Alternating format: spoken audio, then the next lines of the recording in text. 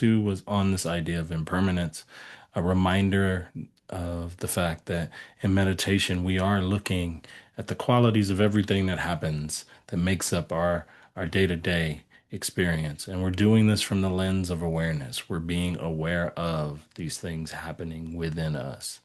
And so one of the things that is often overlooked is that nothing is really solid ever. All of it is just constantly moving through time, through space, through the moment. And when we slow down and pay attention to it, we can see that.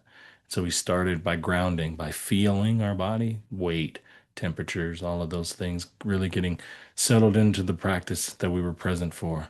And then from that sense of groundedness, it's easy to feel things like our breath moving. And so we spend some attention and time focusing on what that feels like, noticing when our minds got distracted, and then just simply starting over again, which there is a lot of in practice. And when you're first starting out, you should expect that you have to do that more than you might feel comfortable with. And then we moved from the breath into the body. And we moved from the feet all the way to the crown of the head, noticing the body and all of the changes that it makes. We know visually that our body changes over time.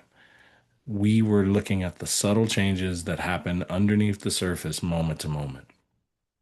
The pain in your leg that shifts to the other side, or the tingling that you might feel on one side but not the other. Like all of these really little subtle things that happen there in the body.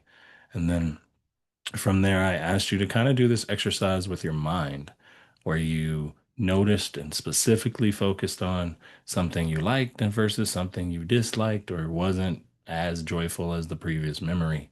And the goal of that was to see the incorporation of how your attention can pull things from the past or even from the future into the present in the way you can feel that in your body. But it's all changing because the moment you drop your focus on that thing, so too do those sensations eventually subside. And then we closed everything out by offering ourselves a bit of gratitude, offering ourselves a bit of kindness. Because doing this type of work, being willing to show up and meet ourselves in and of itself is not easy. There's a reason most people don't do it.